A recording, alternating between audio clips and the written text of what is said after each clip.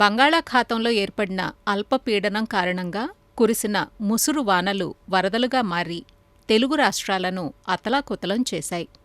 చెట్టు పుట్ట ఏకం చేసి సంద్రంలా మార్చేశాయి. చేలన్నీ చెరువులను తలపిస్తున్నాయి. పంటలు నీట మునిగి రైతులు కన్నీటి పర్యంతమవుతున్నారు. నీరు పోయే దారి లేక, పెట్టిన పెట్టుబడి వెనక్కు వచ్చే పరిస్థితి లేక ఆందోళన చెందుతున్నారు. ఇక్కడ ఫ్లడ్ బాగా వర్షానికి బాగా గళ్ళు పడ్డాయండి. కాలువలకి గళ్ళు పడి మాకేమో డ్రైను బాగా ఇబ్బందిగా ఉందండి. అందువల్ల మాకు ఈ గళ్ళు పడిపోయి కాలువలకి ఫ్లడ్ వర్షం కూడా ఎక్కువగా పడింది. ఇప్పుడు 4 రోజులండి ఈ రోజుకి. అంతకుముందు 30 రోజుల క్రితం ఒకసారి ఎట్టాను ఫ్లడ్ వచ్చిందండి. ఇదంతా రెండోసారి పెట్టిందండి. మళ్ళీ రెండోసారి ఎదపెట్టాం. అప్పుడు కూడా ఎకరానికి 5,000 రూపాయలు ఖర్చు అయిందండి రెండోసారి ఎదపెట్టినప్పుడు. నష్టం అండి. 35,000 కౌళ్ళు కట్టాం. ఎకరానికి ఒక 15,000 రూపాయలు పెట్టుబడి పెట్టాం. 2 సార్లు ఎదపెడతాం కానీ, పిండి కట్టలు వేస్తాం కానీ, 2 సార్లు కలుపు మందు కానీ, ఎకరానికి 50,000 చూస్తేనే మరి ఇంకెన్ని రోజులు పట్టిద్దో తెలియదు. తగ్గేతలకి బలం జిమ్మించేలు బతకవండి. ఎర్రమూన మీద ఉండే ఏదైనా బతికిద్ది.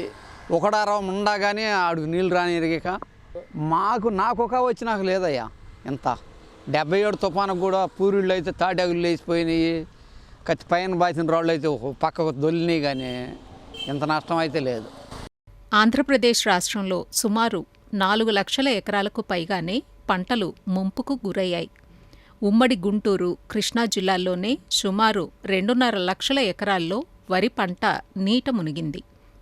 చెరువులకు గండిపడటం, మురుగు కాలువలు సరిగా పారకపోవటంతో పొలాలు నీట మునిగాయి. ముంపుకు గురైన వరి, ప్రత్తి చేలను ఆచార్య ఎన్జీ రంగా వ్యవసాయ విశ్వవిద్యాలయం శాస్త్రవేత్తలు పరిశీలించి తక్షణం తీసుకోవాల్సిన చర్యలను సూచించారు. నీరు పోయిన అనంతరం వరిలో చేపట్టాల్సిన చర్యలను ఆంగ్రో పరిశోధనా సంచాలకులు డాక్టర్ పాలడు సత్యనారాయణ రైతులకు ఇలా తెలియచేస్తున్నారు. ప్రధానంగా చూస్తే వరి నాటేసి 20 నుంచి 40 రోజులు వరి మనకు కనపడుతుంది. అటు వెదజల్లు సాగు కానీ, నాటు సాగు కానీ మనం చూస్తున్నాం. ప్రధానంగా రకాలు ఏవి సాగులో ఉన్నాయని చూసినట్టయితే MTU 13-18, అలాగే BPT 50-04, MTU 10-61, అలాగే MTU 12-62 ఇతర రకాలు సాగులో ఉన్నాయి. ఇవన్నీ వివిధ దశల్లో ముంపుకు గురైనటువంటి పరిస్థితి మనం చూస్తున్నాం.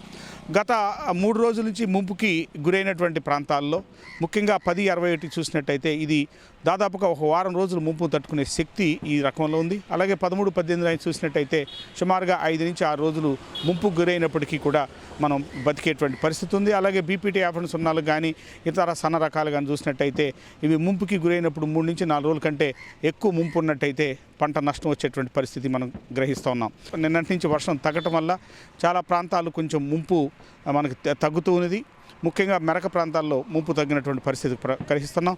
ఇంకా పల్ల ప్రాంతాల్లో అలాగే మురుగు కాలువలు ఎదురుదన్నటువంటి పరిస్థితుల్లో ఇంకా ముంపు ఉన్నది. ఈ ముంపు ఇంకొక 4-5 రోజులు ఉన్నట్టయితే మనకి పూర్తిగా పొలం మునిగినట్టయితే పంట నష్టం వచ్చేటువంటి ఆస్కారం ఉంది.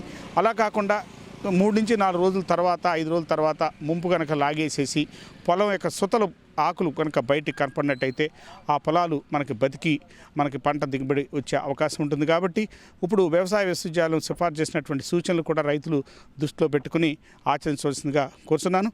ప్రధానంగా మనకు పొలం బాగా నీరు తగ్గిన తర్వాత ఒక 20 కిలోలు యూరియా, 20 కిలోలు పొటాష్ ఒక ఎకరానికి కలిపి మనం వేసుకున్నట్టయితే ఇది ఒక బూస్టర్ డోస్గా ఉండి ముంపుకు గురైన ప్రాంతం మళ్ళీ పొలాలు కొంతవరకు రీజనరేట్ అయ్యి మనకి మళ్ళీ పిలకదొడిగి నష్టం తక్కువగా ఉండే అవకాశం ఉంది.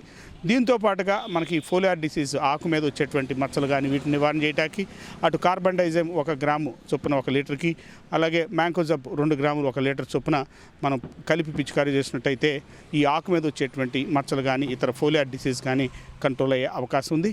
పొలాన్ని వీలైనంత వరకు డ్రైన్ చేసుకుని పొలాన్ని ఆరగట్టే పరిస్థితి తెచ్చుకున్నట్టయితే ఇంకా బాగా పిలక చేసి పొలం బాగుండే పరిస్థితి కనపడుతుంది. ఈ ముంపు ఏదైతే మనం చూస్తున్నామో ఇది వారం రోజులు మించి ఉన్నట్టయితే దాదాపు మనం సాగు చేస్తున్న ఏ రకమైనా సరే పూర్తిగా నష్టం వచ్చేటువంటి పరిస్థితి మనకు కనపడుతుంది. ఎప్పుడైతే ఏరు కనుక నల్లబడిపోయిందో ఆ పొలము మనకి పనికిరాదు. ప్రస్తుతానికి తేలినటువంటి పరిస్థితి ఉంది కాబట్టి ఇది ఉపయోగపడుతుంది. ఇదే ముంపు కనుక ఇంకా 4 రోజులు ఉంటే ఈ వేరు వ్యవస్థ కూడా దెబ్బతినే పరిస్థితి మనకు కనపడుతుంది. ఇంకొక పరిస్థితి కూడా ముఖ్యంగా ఈ బాపట్ల, గుంటూరు ఈ జిల్లాల్లో, పల్నాడు జిల్లాల్లో ఉంది.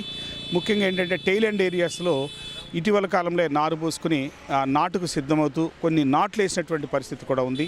ఇక్కడ లేత నారు నాటినటువంటి పరిస్థితుల్లో ముంపు గురైనట్టయితే మనకు ఎక్కువ నష్టం జరిగే అవకాశం ఉంది.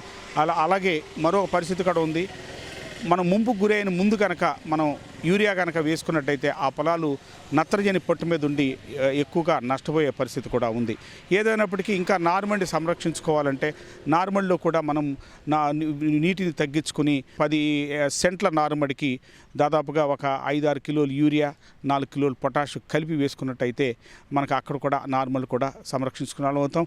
అలాగే నేను చెప్పినటువంటి కార్బనైజం మ్యాంకోజెబ్ స్ప్రే కూడా నార్మల్లో కూడా వేసుకున్నట్టయితే, పిచికారీ చేసుకున్నట్టయితే నార్మల్ కూడా మనకి ఏపుగా ఉండే ఆరోగ్యంగా ఉండే అవకాశం కనపడుతుంది. ఏదైనప్పటికీ వీలైనంత వరకు పొలాల్ని డ్రైన్ చేసుకుని మనం చెప్పినటువంటి సూచనలు పాటించినట్టయితే మనం వరి పంట నష్టాన్ని కొద్దిమేర నివారణ చేసుకునే వాళ్ళం అవుతాం. పత్తి పంటను తెగుళ్ల బారి నుంచి రక్షించుకోవడానికి చేపట్టాల్సిన చర్యలను కృష్ణా మండల పరిశోధనా సహసంచాలకులు డాక్టర్ దుర్గాప్రసాద్ తెలియజేస్తున్నారు. ఆగస్టు 30, 31 మరియు సెప్టెంబర్ 1వ తారీఖున 3 రోజులు కురిసిన అధిక వర్షాలకి పత్తి పంట ఉన్న జిల్లాలు ముఖ్యంగా పల్నాడు, గుంటూరు, అలాగే కృష్ణా జిల్లాలో పత్తి పంటకి మీకు ఈ అధిక వర్షాల వల్ల కొంత దెబ్బతింటం జరిగింది. ఈ అధిక వర్షాలు కనుక చూసుకున్నట్లయితే పత్తిలో మనం 2 విభాగాలుగా మనం దీన్ని విభజించుకోవచ్చు. ఒకటి, అధిక వర్షాలు పడి నీరు బయటికి పోయి ఒక రోజు ఉండి నీరు బయటికి పోవటం కొన్ని ప్రాంతాల్లో జరిగింది. అలా కాకుండా కొన్ని ప్రాంతాల్లో ఎస్పెషల్లీ కొద్దిగా లోతట్టు ప్రాంతాల్లో నీళ్లు మన పత్తి చేలలో 2-3 రోజులు అలాగే ఉండే అవకాశం ఉంది. తర్వాతే నెమ్మదిగా పోవటానికి అవకాశం ఉంది. వీలైనంత త్వరలో నీళ్ళన్నీ పత్తి పొలాలలోంచి తీసేసి ఎకరానికి 25 కేజీల యూరియా, అలాగే 10 కేజీల పొటాషు మొక్క వేరు భాగంలో వేసేటట్టు మనం చూసుకోవాలి. ఇక రెండోది ఏంటంటే, కొద్దిగా భూమి ఆరాక మల్టీకే మనం ఎకరానికి 1 కేజీ నుంచి 2 కేజీలు, లేకపోతే 3 పందుములు 1 కేజీ చప్పున ఎకరానికి వారం రోజుల వ్యవధిలో 2 సార్లు పిచికారీ చేస్తున్నట్లయితే పంట చాలా వరకు కోరుకుంటుంది. ఈ వర్షాలకి మనకి తెగుళ్ళు కూడా వ్యాపించడానికి అవకాశం ఉంది కాబట్టి మ్యాంకోజెబ్ కానీ లేకపోతే కార్బనిజం కానీ పిచికారీ చేసుకోవచ్చు. ఈ 2-3 రోజులు నీళ్లు నిల్చున్న పత్తి పైరుని కొద్దిగా టైం పడుతుంది, కానీ మనకి ఇది పూర్తిగా మనం సంరక్షించుకోవచ్చు. కొన్ని ప్రాంతాల్లో కాయ కూడా మన పత్తి మీద ఉంది. దీనికి కాయకుళ్ళు వచ్చే అవకాశం ఉంది కాబట్టి కాపర్ ఆక్సీక్లోరైడ్ ఎకరానికి 600 గ్రాముల చొప్పున పిచికారీ చేసుకుని ఈ కాయకుళ్ళు తెగులను కూడా అరికట్టవచ్చు.